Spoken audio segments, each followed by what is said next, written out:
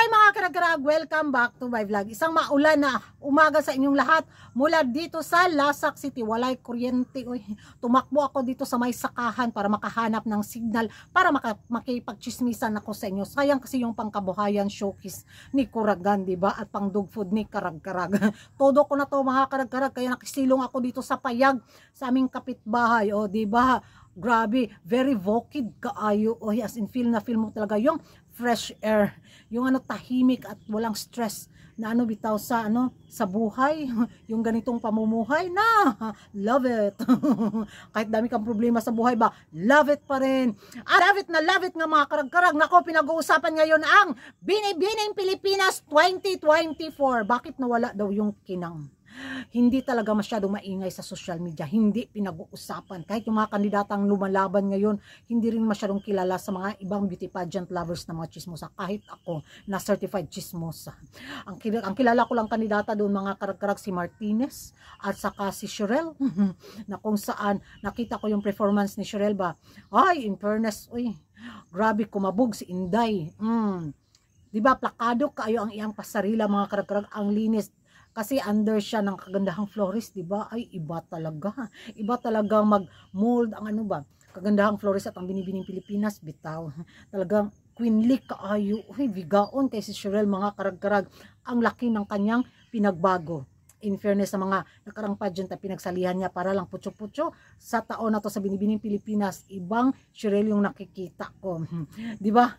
Happy ako sa kanyang narating mga karag-karag at sa mga success pa na darating sa kanya sa mundo ng beauty pageant. Support tayo kung sakaling manalo ito sa dalawang corona, bitaw why not, coconut. At isa sa mga inabangan ko si Martinez dahil muli nga siya nagbabalik sa laban sa Binibining Pilipinas. Sana makasungkit siya sa Miss Globe or sa Miss International. Gusto ko rin siya sa Miss Globe mga karag-karag. Ganda-ganda din ako kay Doc Martinez. Pero sa taon na nabasa natunlan ko glaway. Sa taon na nga to, napag-usapan talaga bakit nawala ang kinang at ingay ng Binibining Pilipinas pageant. Dahil siguro dalawang corona na lang ang naiwan sa kanila mula nang umalis ang papageant ni Uncle, ang Miss Universe, ang Miss. Iniwan sa ere ang Binibining Pilipinas na mga ibang pageant.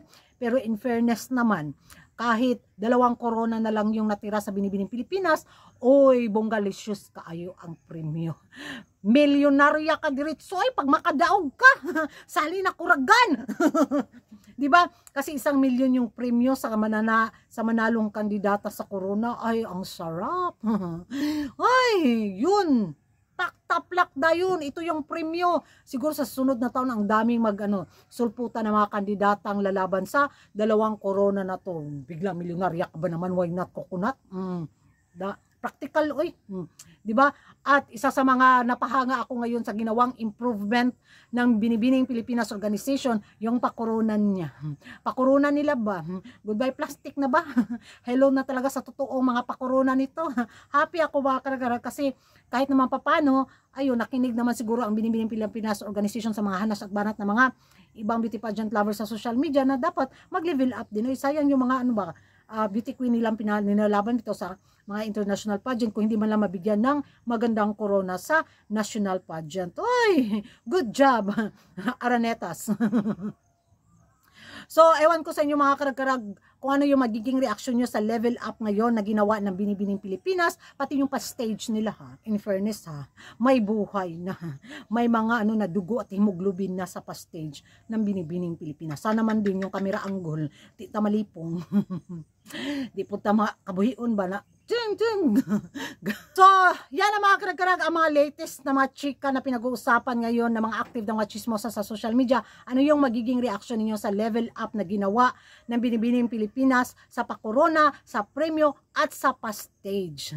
Magingay tayo sa comment section. Sino yung beat yung kandidata mga karag-karag na magwagi sa Miss Globe at sa Miss International crown sa Binibining Pilipinas? Ako wala. Wala talaga akong yun lang, si Martinez lang at saka si Villis yung nakilala kong kandidata kasi hindi ko sila nasundan. So, pasensya na, hindi ako makapagbigay ng prediction ko. Ibigay ko sa inyo yung comment section kung nakasunod kayo sa Binibining Pilipinas candidates. And thank you for watching. See you in my next vlog. Don't forget to like and subscribe my channel, Kuragan Karag.